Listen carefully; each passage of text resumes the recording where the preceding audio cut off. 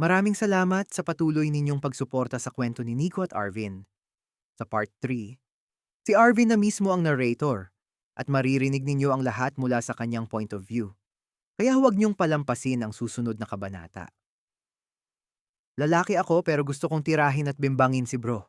Hello mga listeners! Bago kayo magsimulang makinig sa kwento, sana ay huwag ninyong skip ang mga ads. Malaking tulong po ito sa amin upang maipagpatuloy namin ang paggawa ng mga kwentong maibabahagi sa inyo. Maraming salamat sa inyong suporta. At sana ay mag-enjoy kayo sa pakikinig.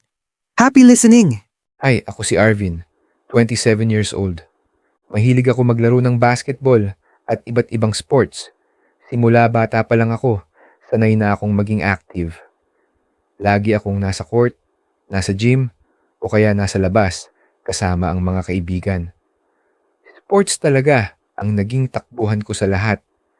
Sa stress, sa problema, at kahit sa mga bagay na hindi ko maintindihan sa sarili ko. Halos 1 taon ako sa Canada. Dinala ako doon ng pamilya ko matapos malaman na may brain tumor ako at kailangan ko ng operasyon. Hindi naging madali ang lahat. Sunod-sunod ang tests, therapy at gamutan. May mga panahon na hindi ko alam kung gagaling pa ba ako o hindi. Matagal ang naging recovery ko, kaya doon muna ako nagstay ng ilang buwan. Gusto siguraduhin ng pamilya ko na maayos ang kalagayan ko bago ako bumalik ng Pilipinas. Successful naman yung operation ko, pero may kapalit. Nagkaroon ako ng memory loss.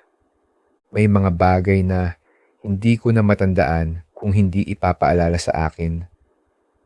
May mga pangalan, may mga lugar, may mga pangyayari na parang alam kong nangyari, pero blanko sa isip ko. Sabi ng doktor, normal daw yun sa mga ganitong klaseng operasyon. May chance daw na bumalik ang mga alaala. Pero meron din daw na pwedeng hindi na talaga. Naging sobrang patient ng pamilya ko sa pag-aalaga at sa pagpapaalala sa akin ng mga bagay-bagay. Parang unti-unti nilang binubuo ulit yung buhay ko na nawala. Hanggang sa isang araw, sinabi nila sa akin na may girlfriend daw ako. Nagulat ako. Hindi ko siya matandaan. Wala akong maalala kahit konting memory tungkol sa kanya. Akala ko nagbibiro lang sila, pero naglabas sila ng mga pictures. Mga picture namin na magkasama. Mga picture na magkayakap kami. Mga picture na halatang matagal na kaming magkasama. Siya si Marian. 3 taon na daw kami. At engaged na daw kami bago pa ako naoperahan. To be honest, wala talaga akong maalala. Kahit anong pilit ko, wala. Pero nandun siya sa tabi ko habang nagpapagaling ako. Siya yung madalas na nasa ospital. Siya yung nag-aalaga sa akin. Siya yung nagpapakita ng mga larawan namin habang kinukwento kung paano kami nagsimula. Unti-unti, sinubukan kong tanggapin. Kahit hindi ko maalala, alam kong may dahilan kung bakit siya yung nandun sa tabi ko. Sa panahon na pinakamahina ako, maayos na ang buhay ko sa Canada. Meron na rin akong trabaho dun. Nakapag-adjust na rin ako sa bagong routine ko at unti-unti kong tinanggap na may mga alaala talaga na hindi na babalik. Naging okay kami ni Marian at naging abala kami sa pag-aayos ng mga plano namin para sa future. Bumalik lang kami ng Pilipinas dahil may mga papers kaming inaasikaso para sa kasal namin. Ikakasal kami dito sa Pilipinas sa susunod na buwan. Tapos, ikakasal ulit kami sa Canada pagbalik namin. Isang araw, nasa parking ako ng isang coffee shop na malapit sa mall. Hinihintay ko si Marian dahil nag-shopping siya. Tahimik lang akong nakatayo. Hawak yung susi ng sasakyan nang bigla akong may narinig na tumawag sa pangalan ko. Arvin, sabi nung boses tapos napalingon ako. May isang lalaki na nakatingin sa akin. Hindi ko siya kilala pero hindi ko maipaliwanag yung naramdaman ko sa sandaling yun. Biglang bumilis yung tibok ng puso ko. Parang may kung anong kumirot sa dibdib ko kahit hindi ko alam kung bakit. Nakita ko yung luha sa mata niya. Nakatingin lang siya sa akin na parang matagal niya akong hinanap. Bago pa ako makapagsalita, lumapit siya. Bigla niya akong niyakap. Nagulat ako. Nanigas ako sa kinatatayuan ko. Hindi ko alam kung paano magre-react. Nararamdaman ko yung paghigpit ng yakap niya. Parang ayaw niya akong pakawalan. Anong nangyari sa'yo? Bakit hindi ka na nagparamdam sa akin? Bakit bigla ka na lang nawala pagkatapos ng operation mo? Anong nangyari? Mahal. Sabi niya habang umiiyak. Mas lalo akong nagulat nung tinawag niya akong mahal. Hindi ko alam kung anong isasagot ko. Hindi ko alam kung sino siya. Pinipilit ko siyang alalahanin sa utak ko. Hinahanap ko kung sino siya sa utak ko, pero wala akong makita. Hindi ko alam kung bakit parang ang sakit pakinggan ng mga tanong niya kahit hindi ko maintindihan kung saan nanggagaling. Tinulak ko agad siya palayo sa akin dahil sumasakit yung ulo ko sa pagsubok na hanapin siya sa mga alaala ko. Sorry, kilala ba kita? Tanong ko. Pagkasabi ko nun, nakita ko kung paano nagbago yung mukha niya. Arvin, ako to. Si Nico, sabi niya. I don't really know you, sagot ko. Tinitignan ko lang siya pero wala talaga akong maalala. Hindi ko talaga siya maalala. Pero sa loob ko, parang may parte sa akin na nasasaktan din dahil nakikita ko siya na umiiyak.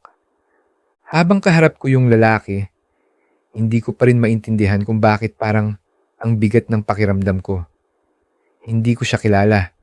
Pero yung mga tanong niya, parang may tinatamaan sa loob ko na hindi ko maipaliwanag. Nakatitig lang siya sa akin habang ako naman hindi alam kung anong sasabihin. Sakto namang dumating si Marian. Lumapit siya sa tabi ko at hinawakan yung braso ko gaya ng madalas niyang gawin. Honey, tapos na ako mag-shopping. Thank you for waiting, sabi niya habang nakangiti. Bago pa ako makapagsalita, hinalikan niya ako sa labi. Tapos, napansin niya yung lalaki na nasa harap namin. Do you know him? Tanong niya sa akin. I don't know him. He just thought I am someone he knows. Let's go, sagot ko. Sinabi ko lang yon para matapos na yung confrontation. Hindi ko mapigilan ang sarili ko dahil nasasaktan ako. Ayaw kong makita ako na ganito ni Marian. Hinawakan ni Marian ulit yung braso ko, tapos nagsalita siya. Let's go, Arvin. We're getting late, sabi niya. Bago ko isarado ang salamin ng sasakyan, tinignan ko ulit yung lalaki. Nakatayo pa rin siya sa parking, hindi gumagalaw. Pero sa sandaling yon, pakiramdam ko, may bahagi ng buhay ko na naiwan sa taong yon. Pagkatapos ko siyang ihatid, dumiretso ako sa condo unit na tinutuluyan namin nila mama. Kasama ko rin kasi silang bumalik ng Pilipinas para sa pag-aayos ng mga papeles at kasal namin ni Marian. Pagpasok ko sa unit, nadatnan ko si mama sa sala kasama ang ate ko. Kamusta yung lakad ninyo ni Marian? Tanong ni mama. Okay naman po. Ma, may itatanong sana ako, sabi ko. Napatingin silang dalawa sa akin. Ano yon? Tanong niya. Huminga muna ako ng malalim bago magsalita. Bukod kay Marian, meron pa ba akong ibang nakarelasyon dati? Tanong ko. Hindi agad siya sumagot. Napansin ko na nagkatinginan sila ng ate ko. Parang may gusto silang sabihin, pero nagdadalawang isip. Ma, please, sabihin niyo sa akin yung totoo, sabi ko ulit. Bakit mo natanong yan? Tanong ni mama. Gusto ko lang malaman, sagot ko. Tahimik lang si mama habang nakatingin sa akin. Parang nag-iisip kung sasabihin ba niya o hindi. Biglang sumagot yung ate ko. Wala na, Si Marian lang naman ang kilala namin na naging girlfriend mo. Siya lang din ang pinakilala mo sa amin noon. Sabi niya. Napatingin ako sa kanya. Sigurado ka? Tanong ko. Malay ko. Basta ang alam ko si Marian lang ang nakilala namin. 3 taon na kayo ni Marian bago ka nagkasakit. Siya lang talaga. Sabi niya. Tumango lang ako. Pero hindi pa rin nawawala yung bigat sa dibdib ko. Parang may alaala na pilit lumalapit pero hindi ko maabot. Tumayo na ako at naglakad papunta sa kwarto. Pagpasok ko, umupo ako sa kama at napahawak sa ulo ko. Biglang pumasok sa isip ko yung eksena sa parking. Yung lalaki na umiiyak. Yung yakap niya. Yung boses niya na tinawag akong mahal. Pakiramdam ko, may iniwan akong tao na hindi ko dapat nakalimutan. Hindi pa rin ako mapakali pagkatapos ng usapan namin nila mama. Pakiramdam ko may hindi sila sinasabi sa akin, pero hindi ko mapilit kung ayaw nilang magsalita. Ayoko naman mag-isip ng kung ano-ano, pero simula nung makita ko yung lalaking yun sa parking, parang may parte sa utak ko na hindi tumitigil kakaisip. Kaya nagdesisyon ako na mag-reach out sa ibang mga kaibigan ko na naaalala ko pa. Tapos, nag-reach out din ako sa mga dati kong ka-team sa basketball. Isa-isa kong tinawagan yung mga dating kasama ko sa trabaho, mga kabarkada ko, at mga kakilala ko noon. Nagtanong ako tungkol sa past ko, kung may naaalala ba silang ibang nakarelasyon ko, or kahit sinong naging special sa buhay ko. Pero halos pare-pareho lang ang sagot nila. Wala naman kaming alam. Hindi ka naman masyado nagkukwento noon tungkol sa love life mo. Madalas ka namin makita na mag-isa nung college tayo. Maglalaro ka lang ng basketball, tapos after nun wala na. Di ka na ulit makikipag-usap. Yan ang sinasabi nila. Mas lalo lang akong naguluhan. Hindi ko alam kung ako ba ang may problema or may mga bagay lang talaga na hindi nila alam tungkol sa akin. May tinawagan pa akong isa sa mga close friend ko nung college. Dude, tanong ko lang, may naging ibang karelasyon ba ako noon? Sabi ko. Natahimik siya saglit bago sumagot. Sa pagkakaalam ko wala naman. Pero alam mo naman nung college tayo, hindi ka masyadong open sa personal na buhay mo. Sabi niya. Wala talaga? Kahit sino na lagi kong kasama. Tanong ko ulit. Nag-isip siya sandali. Bigla akong natahimik. Parang may kung anong kumirot sa ulo ko. May mga mukha na parang dumaan sa isip ko.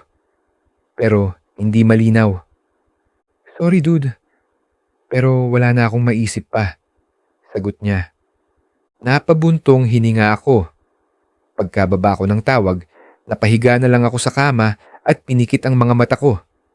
Pakiramdam ko paikot-ikot lang ako sa parehong tanong. Pero wala akong makuhang sagot.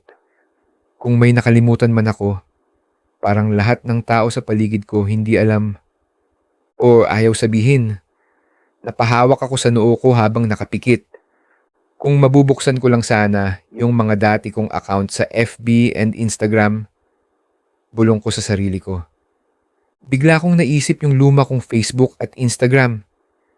Sigurado ako kung may parte ng buhay ko na hindi ko maalala, baka may bakas pa doon. Mga pictures, mga messages, mga taong nakilala ko.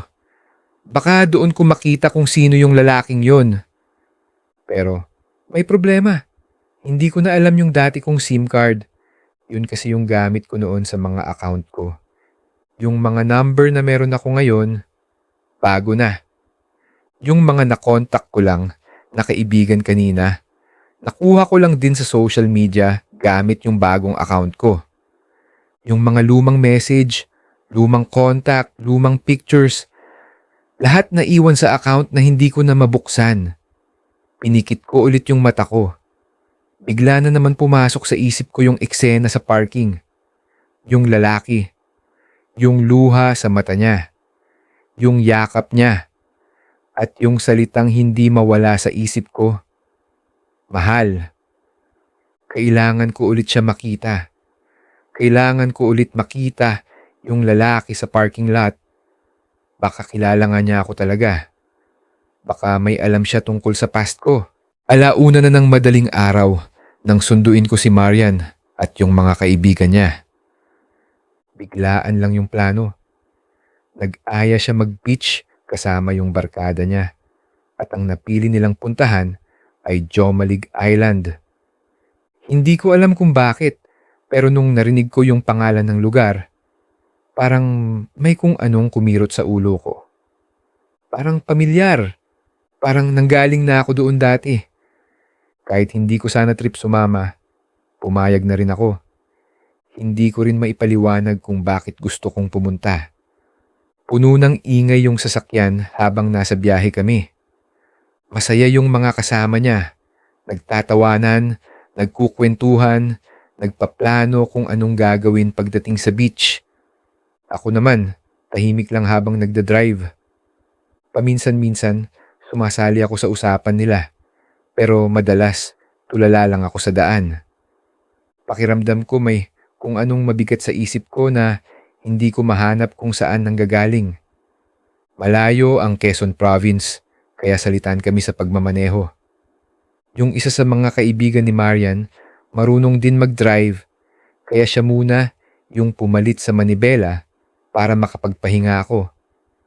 Halos 5 oras din ang biyahe, kaya kailangan talaga magpalitan.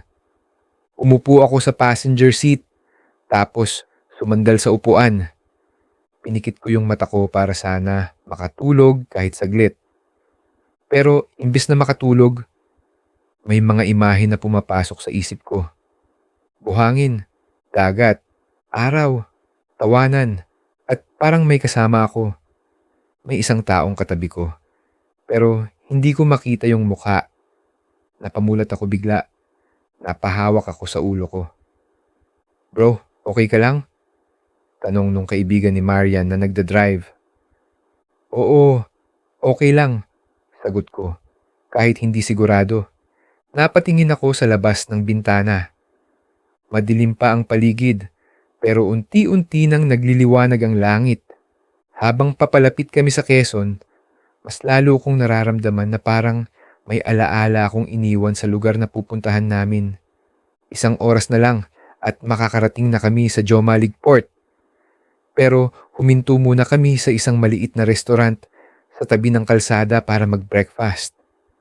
Halos lahat kami puyat. Kaya pagbaba pa lang ng sasakyan, ramdam ko na yung pagod sa katawan ko. Tahimik yung lugar. Maaga pa kasi. Konti pa lang yung tao. May ilang truck driver na kumakain, tapos may mga biyahero rin na gaya namin na mukhang papunta sa port. Honey, nakatulog ka ba ng maayos sa biyahe? Tanong ni Marian. Oo, mahaba din yung tulog ko. Sagot ko. Umupo kami sa isang mahabang mesa sa gilid. Habang naghihintay kami ng pagkain, hinawakan ni Marian yung kamay ko sa ibabaw ng mesa. Nilalambing niya ako, pinaglalaruan yung daliri ko, tapos sumandal siya sa balikat ko. Pagdating natin sa beach, mag-pictorial tayo ah. Dapat marami tayong pictures, sabi ni Marian habang nakangiti. Ngumiti lang ako. Oo naman, sagot ko. Tapos hinalikan ko siya sa noo. Napangiti siya lalo, tapos hinigpitan niya yung hawak sa kamay ko. Malapit na kitang maging asawa, sabi niya. Napatingin ako sa kamay namin na magkahawak. Pareho naming suot yung engagement ring. Malapit na kaming ikasal. Dapat masaya ako. Dapat sigurado na ako. Pero hindi ko alam kung bakit habang tinitignan ko yung singsing sa daliri ko. Parang may kakaibang bigat sa dibdib ko. Parang may tanong sa loob ko na hindi ko masagot. Napalingon ako sa mga kaibigan ni Marian. Abala sila sa cellphone, yung iba nag-scroll, yung iba nagkukwentuhan habang hinihintay yung pagkain. Normal lang yung eksena. Simple lang. Masaya. Pero sa loob ko, Parang may kulang. Ilang minuto pa, dumating na yung pagkain. Nilapag ng waitress yung mga order namin sa mesa. Tapsilog, long silog, kape, at juice. Nag-umpisa na kaming kumain. Tahimik lang ako habang kumakain. Paminsan-minsan, nakikisabay ako sa usapan nila. Pero mas madalas, tulala lang ako sa plato ko. Bigla akong napatingin sa labas ng restaurant. May dumaan na van na puno ng turista. May ilang taong may dalang bag, mukhang papunta rin sa port. Hindi ko alam kung bakit, pero parang may ganitong eksena na akong naranasan dati. Parehong biyahe, parehong pahinga sa kainan, parehong papunta sa beach, at parang may kasama ako noon na hindi ko maalala kung sino. Bigla akong natahimik. Napahawak ako sa kamay ko dun sa may singsing. Malapit na kaming ikasal. Dapat wala na akong iniisip. Pero simula nung makita ko yung lalaking yun sa parking, parang may parte ng buhay ko na pilit bumabalik. Arvin? Tawag ni Marian. Napatingin ako sa kanya. Anong iniisip mo? Tanong niya. Umiling lang ako. Wala, napagod lang siguro. Ngumiti siya, tapos hinawakan ulit yung kamay ko. Konti na lang, nasa Jomalig na tayo. Pagkarinig ko ng pangalan ng lugar, bigla na naman sumakit yung ulo ko. Saglit akong napapikit. May pumasok na imahe sa isip ko. Dagat, buhangin, bonfire. At may katabi ako. Tumatawa siya. Tapos may boses na mahina akong narinig sa isip ko. Mahal. Bigla akong napamulat. Napahawak ako sa ulo ko. Hey, okay ka lang? Tanong ni Marian, nag-aalala. Tumangulang ako. Oo, okay lang. Pero sa loob ko, alam kong hindi na ito simpleng pagod lang. Pakiramdam ko, habang papalapit kami sa Jomalig, mas papalapit din ako sa alaala na matagal nang nawawala sa akin. Nung dumating kami sa Jomalig Port, marami na ring tao. May mga turistang may dalang bag, may mga pamilya, at may mga mukhang sanay na sa biyahe. Halata mong lahat excited makarating sa isla. Bumili agad kami ng tiket, tapos nagmadali kaming sumakay sa bangka. Puno na sa baba kaya sa second floor na kami umakyat. Masikip sa taas, dikit-dikit yung upuan, pero okay na rin dahil mas presko at kita yung dagat. Umupo kami sa gilid. Sumandal si Marian sa balikat ko habang inaayos naman ng mga kaibigan niya yung mga gamit. Nung umandar na yung bangka, tumingin lang ako sa malayo. Malakas yung alon, humahampas sa gilid ng bangka, tapos tumatalsik yung tubig hanggang sa taas. Maalat yung hangin at malamig yung simoy. Bigla akong natahimik. Parang may kung anong pumasok sa isip ko.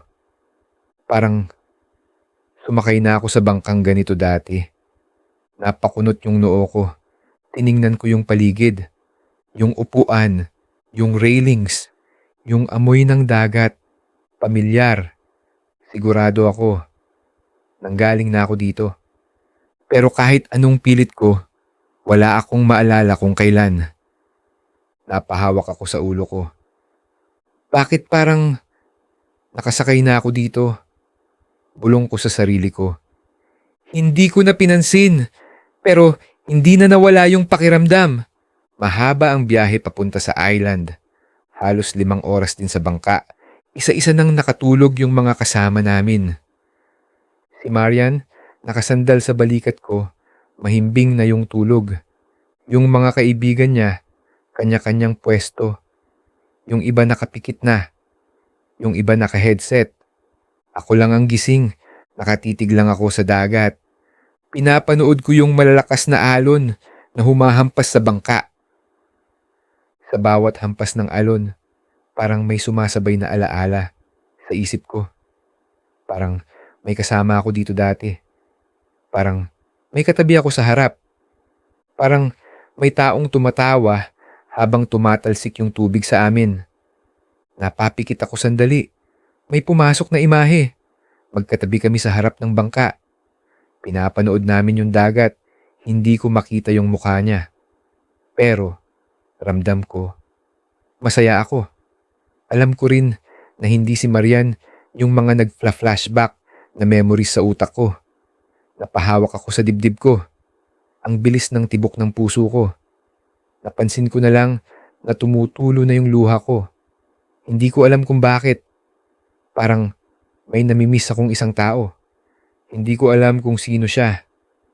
Habang nakaupo ako sa bangka at nakatingin sa dagat, hindi na tumitigil yung isip ko kakaisip. Paulit-ulit na bumabalik sa utak ko yung mga flashback na nakikita ko simula nung marinig ko yung pangalan ng Jomalig. At hindi ko maalis sa isip ko yung lalaking lumapit sa akin sa parking.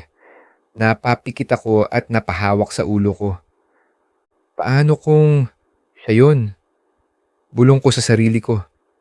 Paano kung yung lalaking umiiyak sa parking, siya yung kasama ko dito dati? Bigla akong kinabahan sa naisip ko. Napailing ako. Hindi. Imposible. Huminga ako ng malalim, pero lalo lang bumilis yung tibok ng puso ko. Kung siya yun, ibig sabihin, may relasyon kami. Napatingin ako sa kamay ko, sa suot kong engagement ring. Malapit na akong ikasal kay Marian. Engaged na kami.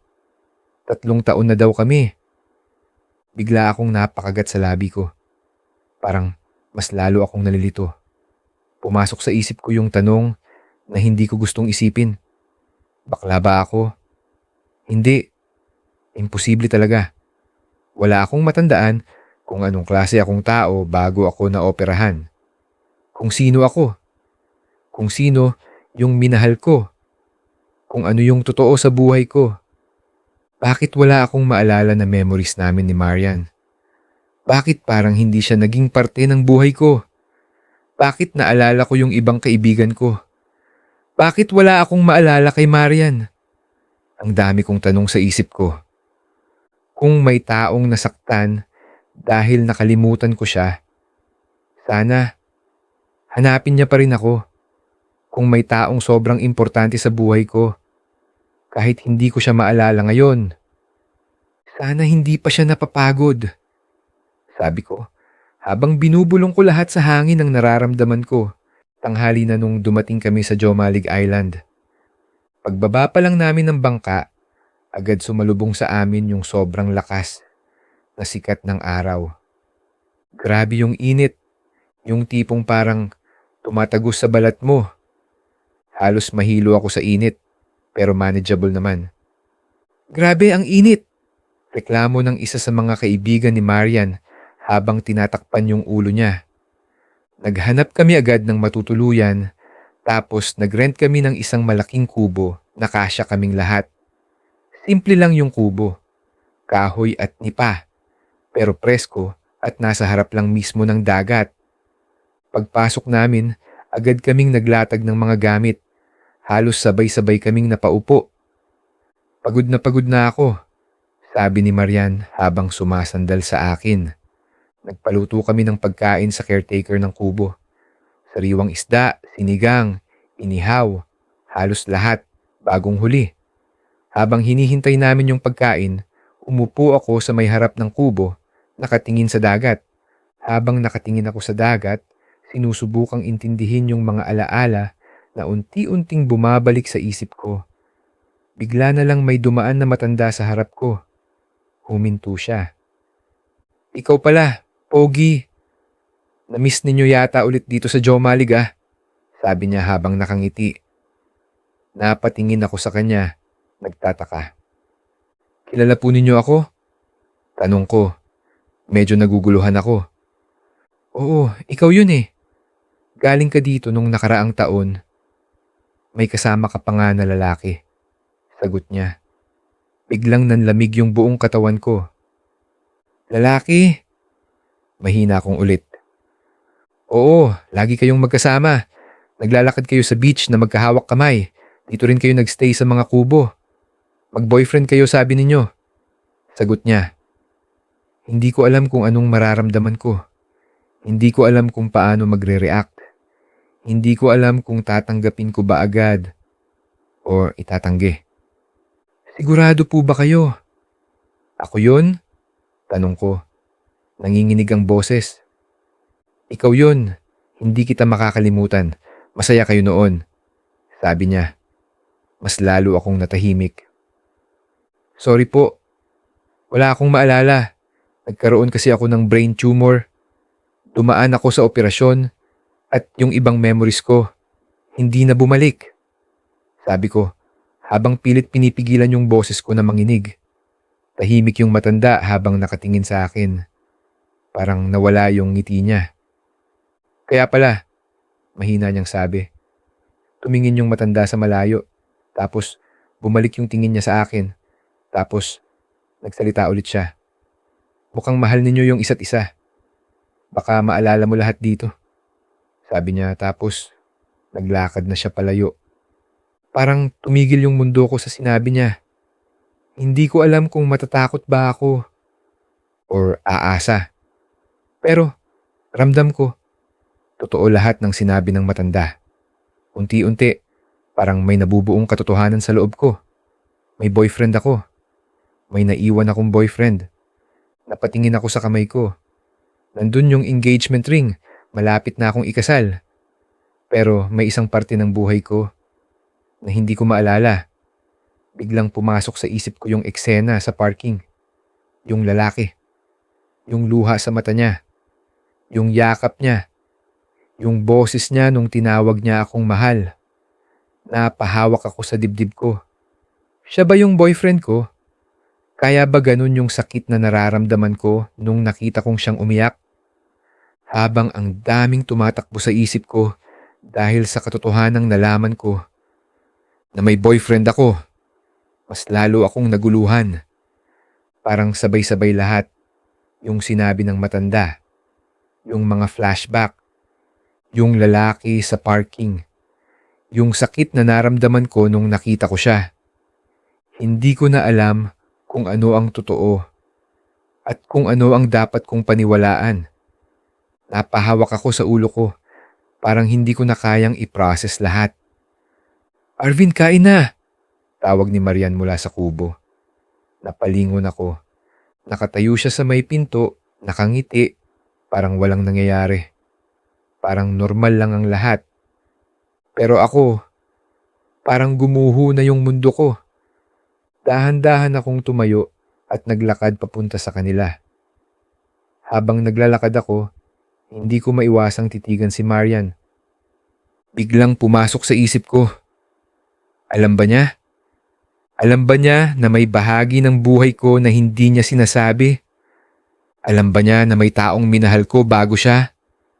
At kung alam niya, bakit hindi niya sinabi sa akin? Gusto ko siyang tanungin. Gusto kong harapin siya. Gusto kong malaman kung ano ang totoo. Pero nung makita ko yung mga ngiti ng mga kasama niya, yung saya sa paligid, bigla akong natahimik. Ayaw kong sirain yung moment na to para sa kanila. Tagal mo ah, sabi niya habang nilalagyan ako ng pagkain. Umiti lang ako ng pilit. Oo, naglakad lang sandali, sagot ko. Pero habang kumakain kami, tahimik lang ako. Ang daming tanong sa isip ko. At isa lang ang sigurado ko. May tinatago si Marian. At hindi na ako titigil. Hanggat hindi ko nalalaman kung ano ang totoo sa buhay ko. Maggagabi na nung bumalik kami sa kubo. Pagod ang katawan ko. Pero kahit paano, nag-enjoy din ako sa dagat. Sa ilang oras na yon, kahit saglit, nakalimutan ko yung mga gumugulo sa isip ko. Pero sa tuwing tatahimik ang paligid, bumabalik lahat. Yung mga tanong, yung mga alaala, yung taong hindi ko maalala. Pero ramdam kong mahalaga. Nagpaluto ulit kami ng hapunan sa caretaker ng kubo. Habang hinihintay namin yung pagkain, nakaupo lang ako sa labas, nakatingin sa papalubog na araw. Ang ganda ng sunset. Golden yung langit, tapos unti-unting nagiging orange hanggang sa magdilim. Pagkatapos naming kumain, nag-decide yung mga kaibigan ni Marian na mag-bonfire sa tabahing dagat. Naglatag kami ng banig sa buhangin. May maliit na apoy sa gitna, tapos paikot kaming lahat. May dala silang speaker, may konting inuman, at tuloy-tuloy ang kwentuhan at tawanan. Masaya yung paligid. Simple lang, pero ramdam mo yung saya. Si Marian, nakasandal sa balikat ko, habang hawak yung kamay ko. Madilim na, pero kita pa rin yung alon na dahan-dahang gumagalaw. Nagpaalam ako kay Marian na maglalakad-lakad lang ako sandali. Dahan-dahan akong tumayo mula sa banig, iniwan yung ingay ng tawanan, yung musika, at yung init ng bonfire. Habang naglalakad ako palayo, unti-unting humina yung mga boses nila. Hanggang sa ako na lang at yung tunog ng alon ang naririnig ko. Madilim na ang paligid, pero maliwanag yung buwan. Naglakad lang ako ng naglakad sa buhangin. Nakayapak, nararamdaman ko yung lamig ng hangin at yung bawat hakbang ko. Habang nagmumuni-muni ako sa tabing dagat, nakatingin lang sa malayo. Sa mga alon na paulit-ulit na humahampas sa pampang. Bigla kong narinig yung boses ni Marian. Nakita ko siya na naglalakad papunta sa akin. Medyo mabilis yung hakbang niya, parang nag-aalala. Kanina pa kita tinatawag, sabi niya habang lumalapit. Wala, nag-iisip lang, sagot ko. May problema ka ba? Kanina pa parang may gumugulo sa isip mo simula nung dumating tayo dito, sabi niya. Hindi ako sumagot agad. Lumapit siya ng konti, tapos hinawakan niya yung kamay ko, tapos nagsalita ulit siya. Tell me, is there something bothering you? Tanong niya. Huminga ako ng malalim bago magsalita. Okay, I want you to be honest with me. Do you really know me? Tanong ko. Ha? Anong klaseng tanong yan? I don't get it, sabi niya. Can you please be honest with me? I want you to be honest. May matanda akong nakausap dito. And she told me na nanggaling na ako dito before. Nagkwento siya sa akin. May kasama akong nagpunta dito. Kasama ko yung boyfriend ko. May boyfriend ako, sabi ko. Nakita ko na nagbago yung expression sa mukha niya. Hindi na siya nagsasalita. Nagsalita ulit ako. Sabihin mo sa akin yung totoo, sabi ko. Dahan-dahan siyang tumingin sa akin. Gusto mo ng totoo? Yes. May boyfriend ka dati. Hindi mo matanggap yung sarili mo. Natakot ka. Kaya iniwan mo siya, sabi niya. Hindi yun ang pakiramdam ko. Kung iniwan ko siya, bakit parang ako yung naiwan? Sabi ko. Bigla siyang lumapit, hinawakan yung kamay ko ng mas mahigpit. Arvin, yun ang totoo. Iniwan mo siya. Kasi natatakot ka. Tapos naging tayo. Tinanggap kita. Kahit alam ko na ganyan ka. Tinanggap kita ng buong buo. Pinili mo ako, Arvin. Pinili mo na maging normal. Na magkaroon ng maayos na buhay. Kasama ako. Sagot niya, tapos bigla siyang umiyak. Pero bakit tinago ninyo sa akin ang totoo? Bakit hindi mo sinabi? Tanong ko. Hindi ko alam kung maniniwala ba ako sa kanya o hindi. Ang daming tanong kung totoo yung sinasabi niya. Kaya ba ganito kasakit? Kasi may nasaktan akong tao. May iniwan akong tao. Dahil gusto kong makalimot ka. Gusto kong magsimula tayo ng bagong buhay. Dahil sinabi mo sa akin na ayaw mo nang maalala ang nakaraan mo. Kaya tinago ko sa'yo. Hindi mo na dapat malaman pa. Yun ang totoo. I'm just trying to protect you from your past. Sabi niya. Parang nagsasabi siya ng totoo. Tahimik lang ako habang nakatingin sa kanya. Umiiyak, pilit ipinapaliwanag yung side niya. At habang pinapakinggan ko siya, parang may parte sa akin na gustong maniwala. Kasi kung iisipin ko, kung masaya ako sa naging boyfriend ko, kung mahal niya talaga ako, bakit wala siya nung kailangan ko siya? Bakit hindi siya yung nasa tabi ko nung naoperahan ako? Bakit hindi siya nagparamdam? Kahit isang message, kahit isang tanong kung okay lang ba ako? Wala. Napahawak ako sa dibdib ko. Napatingin ako kay Marian. Nandyan siya palagi. Siya yung kasama ko sa hospital. Siya yung nag-alaga sa akin. Siya yung hindi umalis. At ramdam ko, mahal niya ako. Totoo yun. Hindi ko yun kayang i-deny. May isang bagay ka pang dapat malaman. Kaya kita dinala dito sa Joma League. Dahil gusto kitang isurprise. Gusto ko sanang sabihin sa'yo sa masayang paraan. Pero hindi ko na kayang itago pa. Buntis ako, sabi niya. Dahan-dahan niyang nilabas yung pregnancy test kit. Meron 2 guhit. Nanlamig yung buong katawan ko. Wala akong maramdaman. Hindi ko marinig yung alon. Hindi ko marinig yung hangin. Hindi ko alam ang sasabihin ko pero bigla ko na lang siyang niyakap. Magiging daddy na ako, sabi ko. Oo, magiging daddy ka na. Ito na yung chance natin. Kalimutan mo na lahat yung nakaraan. Magsimula tayo ng magiging anak natin, sabi niya. Siguro, tama si Marian. Siguro kailangan ko ng tigilan ang paghahanap sa nakaraan. Kailangan ko ng tumingin sa kung anong meron ako ngayon. Magiging daddy na ako. May buhay na darating. May responsibilidad na hindi ko pwedeng takasan. At nandito si Marian. Siya yung taong hindi umalis. Siya yung nanatili. Siguro, yun na yung dapat kong piliin. Napahawak ako sa dibdib ko. Masakit pa rin. Hindi nawawala yung pakiramdam na may kulang. Na may bahagi ng buhay ko na hindi ko na mababalikan. Pero baka, hindi na talaga kailangan balikan.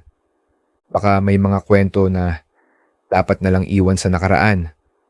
Oo, gusto kong malaman kung ano yung totoo. Kung sino yung taong nasaktan ko. Kung ano yung mga pagkakamali ko. Pero, anong silbi pa? Kung sisirain ko lang ulit yung buhay na meron ako ngayon, napapikit ako. Patawad sa taong nakalimutan ko. Patawad sa taong naiwan ko at nasaktan ko sa nakaraan. Kung nasaan ka man ngayon, sana maging masaya ka. Pipiliin ko na magpatuloy ang buhay kahit merong mga alaala na hindi ko pa rin maalala. Pipiliin ko si Marian at ang magiging anak namin, sabi ko sa sarili ko. Nung nalaman ko na buntis si Marian, parang may nagbago sa loob ko. Biglang naging malinaw kung ano ang dapat kong gawin. Nag-focus na lang ako sa kanya. Hindi na ako naghalungkat pa ng nakaraan ko. Hindi ko na pinilit alalahanin yung mga bagay na hindi ko maalala. Pinili kong manahimik. Pinili kong iwan sa likod ko yung mga tanong. Simula nung araw na yon, mas naging present ako. Mas naging attentive ako kay Marian. Sinamahan ko siya sa check-ups. Inalagaan ko siya. Sinigurado ko na hindi siya napapagod. Pinipilit kong maging maayos na partner at magiging mabuting ama. Unti-unti, bumalik sa normal lang lahat. Yung routine, yung araw-araw na buhay, yung mga plano namin para sa future. Pinag-uusapan na namin yung kasal, yung pangalan ng baby, yung magiging buhay namin sa Canada. Masaya dapat, kumpleto dapat. Pero sa bawat tahimik na gabi, pag mag-isa na lang ako, may bumabalik pa rin. Mga imahe, mga boses, mga alaala na hindi buo. Paminsan-minsan, bigla na lang silang pumapasok sa isip ko. Walang pasabi, walang warning. Pero sa bawat pagkakataon na nangyayari yon, pinipilit ko ang sarili ko na huwag nang alalahanin ang lahat. Pinipilit kong kalimutan. Pinipilit kong hindi linggunin. Kasi gusto ko maging tapat kay Marian. Pinili niya ako. Kahit alam niya na nagkaroon ako ng boyfriend. Kahit alam niya na pumatol ako sa lalaki. Hindi niya ako hinusgahan. Hindi niya ako tinakwil. Hindi siya lumayo.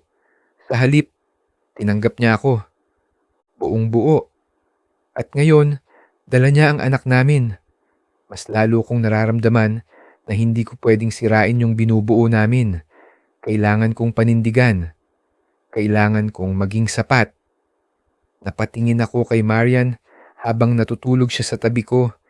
Hinahawakan yung tiyan niya. Doon ko naramdaman, ito na yung buhay ko ngayon. Ito na yung realidad ko. At kahit may mga alaala akong hindi ko maalala, kahit may taong hindi ko na mahanap, kailangan kong piliin kung ano yung meron ako ngayon. Ngayon, ang araw ng kasal namin ni Marian. Maaga akong nagising kahit halos hindi ako nakatulog kagabi. Hindi ko alam kung dahil sa excitement o sa mga bagay na pilit kong tinatago sa sarili ko. Nasa harap ako ng salamin, suot ang barong. Maayos ang lahat, malinis at perpekto. Dapat masaya ako. Ito na yung araw na pinaplano namin. Ito na yung simula ng bagong buhay namin. Habang naglalakad ako papunta sa simbahan, hindi ko alam kung anong mararamdaman ko. Saya ba? Takot? O lungkot? Pero dapat ako maging masaya dahil magiging pamilya na kami ni Marian. Magkakaanak na kami at bubuo ng masayang pamilya. Nasa loob na ako ng simbahan. Ang dami naming mga bisita, mga kamag-anak ni Marian, mga kaibigan namin at pamilya. Naririnig ko yung mahihinang bulungan ng mga bisita. Hinihintay na lang namin si Marian. Lumapit yung isa sa mga abay ng kasal. Medyo traffic daw. On the way na siya, sabi niya. Tumango lang ako. Umupo muna ako sa harap, nakatingin sa altar. Ito na yon, ilang minuto na lang, magbabago na ang lahat. Bigla akong nakaramdam ng kaba. Hindi ko alam kung bakit. Arvin, tawag ng isang boses. Napalingon ako. Si Jessica pala. Isa sa mga kaibigan ko noong college ako. Lumapit siya, panuurin mo to. Sabi niya. Tapos, binigay niya yung cellphone niya sa akin. Pag-play ko ng video, nanlamig yung buong katawan ko. Yung lalaki sa parking lot. Nasa video siya, nakatingin sa camera. Namumula yung mata niya at umiiyak. Nalaman ko lang kaninang umaga na ikakasal ka na. Gusto kong sumuko na lang. Gusto kong hayaan ka na lang. Sabi niya habang nanginginig yung boses niya at umiiyak. Tapos nagpatuloy ulit siya sa pagsasalita. Pero nag-promise tayong dalawa. Nalalaban tayo. Kahit sino pa ang tututol sa relasyon natin, lalaban tayo. Yun ang promise natin, di ba?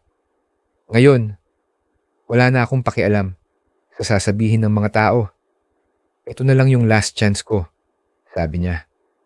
Hindi ko na mamalayan na tumutulo na yung luha ko. Nalaman ko na nawalan ka ng memories dahil sa operasyon mo, kaya siguro hindi mo na ako maalala. Pero sana, kapag nakita mo to, maalala mo kung gaano natin kamahal ang isa't isa. Sabi niya, tapos biglang nag-cut yung video. Ang sumunod na nag-play ay mga videos naming dalawa. Ako at siya. Naghahabulan kami sa dagat sa Jomalig. Hinahawakan ko yung kamay niya. Magkasabay kaming tumatawa. Naglalaro ng basketball. Hinahalikan ko siya. Sa puno ng walang forever. Tapos may nag-play ulit na isa pang video. Naka-uniform kaming dalawa at hinahawakan ko yung kamay niya. Lahat ng sweet moments namin pinakita sa video na pinapanood ko. Napahawak ako sa ulo ko. Parang may sumabog sa loob ng utak ko. Bumabalik na lahat. Tumulo yung luha ko. Naalala ko na siya. Naalala ko na lahat. Yung pag-ibig namin. Yung araw na pinaghihiwalay kami. Hindi ko siya iniwan. Hindi ako sumuko. Pinaghiwalay kami. Napansin ko, umabot na sa 3 million views yung video na upload ni Nico sa Facebook tungkol sa amin. Ang daming comments. May mga galit. May mga nanghuhusga pero marami din positive. Pero wala akong pakialam sa kanila. Hindi na mahalaga kung ano ang sasabihin ng ibang tao. Ang mahalaga ngayon, yung katotohanan. Biglang bumukas ang malaking pinto ng simbahan. Lahat napalingon sa pagpasok ni Marian. Nakasuot siya ng napakaganda na gown. Pero habang papalapit siya, mas lalo kong nararamdaman yung galit sa loob ko. Pinaniwala niya ako sa kasinungalingan. Binigyan ko siya ng pagkakataon na magsabi ng totoo. Pero lahat ng sagot niya, puro kasinungalingan. Pati sarili kong pamilya. Tinago nila ang katotohanan. Pinaghiwalay nila kami. Nung nakalapit sa akin si Marian, tinignan ko siya, diretso sa mata. At doon ko na sinabi na, sinungaling ka, alam ko na lahat. Binigyan kita ng pagkakataon na magsabi ng totoo. Pero nagsinungaling ka, sabi ko. Hindi siya agad nakapagsalita. Nakita ko kung paano nawala yung ngiti sa mukha niya. Hindi ko na kayang manatili pa. Bigla akong tumalikod at tumakbo. Tumakbo ako palabas ng simbahan. Narinig ko ang gulat ng mga bisita. Narinig ko ang sigawan. Narinig ko ang pangalan ko na tinatawag ni Marian. Sinubukan akong pigilan ng pamilya ko sa pag-alis, pero wala silang nagawa hanggang sa nakalabas na ako sa simbahan. Pinuntahan ko agad si Nico sa dati naming kondo. Hindi na ako nag-isip pa. Hindi na ako nagdalawang isip. Nagmadali ako. Halos hindi ko na maramdaman yung pagod habang nagmamaneho. Ang nasa isip ko lang, kailangan ko siyang makita. Pagdating ko sa building, dali-dali akong bumaba ng sasakyan. Pagpasok ko, nakita ko yung guard na lagi naming pinapakiusapan ni Nico dati na tumanggap ng mga parcel namin kapag wala kami. Napangiti siya nung makita ako. "Sir, matagal po kayong hindi nagpupunta dito ah," sabi niya. Ngumiti lang ako, kahit halata sa mukha ko na nagmamadali ako. "Oo, bumalik na ako," sagot ko, tapos diretso ako sa elevator. Pinindot ko elevator button papunta sa 25 floor. Habang paakyat, ang lakas ng tibok ng puso ko. Parang bawat segundo, sobrang bagal. Parang bawat segundo, mas lalo akong kinakabahan. Bumukas ang elevator. Lumabas ako agad. Naglakad ako papunta sa unit namin. Parehong hallway, parehong ilaw, parehong pakiramdam, parang walang nagbago. Pero ang daming nangyari lalo na sa akin. Huminto ako sa harap ng pinto. Huminga ako ng malalim. Dahan-dahan kong pinindot yung password. Pareho pa rin. Bumukas ang pinto. Nanlambot yung tuhod ko. Bumungad sa akin ang lugar na puno ng alaala. Dahan-dahan akong pumasok. Parang natatakot akong gumalaw. Parang bawat hakbang ko, may kasamang alaala. Napatingin ako sa sofa. Nandun kami. Magkatabi. Nanunood ng movie or minsan nagbebembangan. Napatingin ako sa kusina. Nagluluto siya tapos niyayakap ko siya sa likod. Napapikit ako. Mas lalong bumuhos yung luha ko. Naglakad ako papunta sa kwarto. Pinuksan ko yung pinto. Nandoon pa rin lahat. Yung kama. Yung unan. Yung kumot na bumabalot sa amin kapag katapos namin magbembang. Napahawak ako sa dibdib ko. Ang sakit. Mahigit 1 taon siyang nawala sa akin. Sa bawat sulok ng kondo na nandito ang pagmamahal namin. Kinuha ko yung cellphone ko sa bulsa ko para tawagan siya. Kabisado ko number niya. Bumalik na rin sa alaala ko. Pero walang sumasagot. Bumaba ako ng unit namin tapos nakausap ko ulit yung guard. Sabi niya, mag-migrate na daw si Nico sa Australia. Kakaalis lang daw niya 1 oras ang nakalipas. At nabenta na daw yung kondo namin nung nakaraang araw. Bigla akong tumakbo palabas ng building. Sumakay ako ng sasakyan ko. Hindi pa siya makakaalis agad. Pinaharurot ko yung sasakyan. Diretso sa airport. Alam ko na hindi ako makakapasok sa loob ng terminal. Kaya habang nagmamaneho ako, nag-book din ako ng flight papunta ng Cebu para lang makapasok ako sa loob ng airport. Hindi siya pwedeng umalis.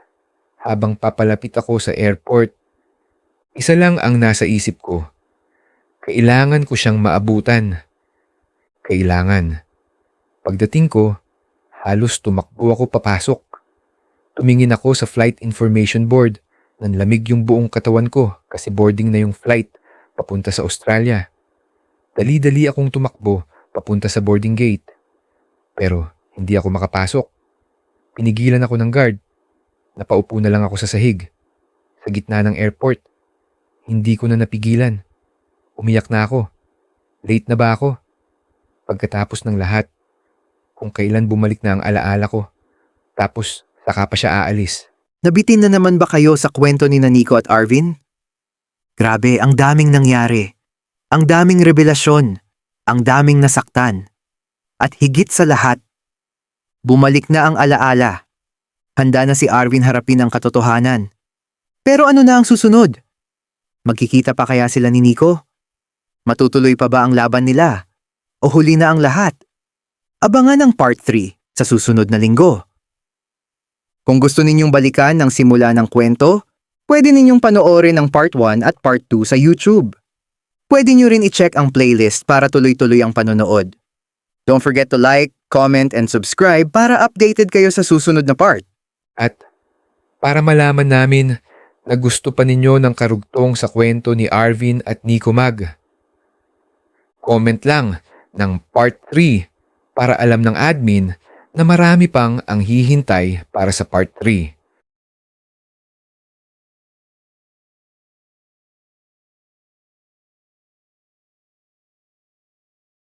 Nabitin ba kayo sa kwento ni Nico at Arvin?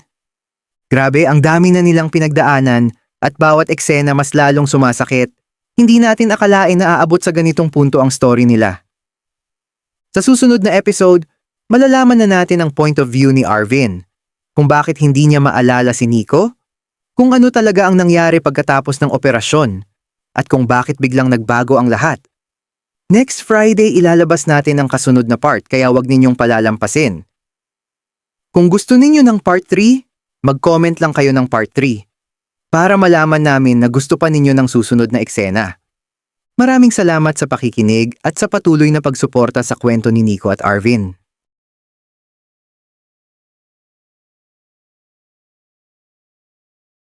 Don't miss out on our latest wild and unfiltered stories.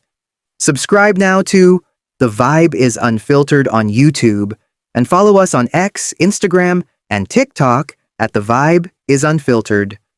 For extra updates and more kwento, like and follow our Facebook page, The Vibe is Unfiltered. Stay tuned!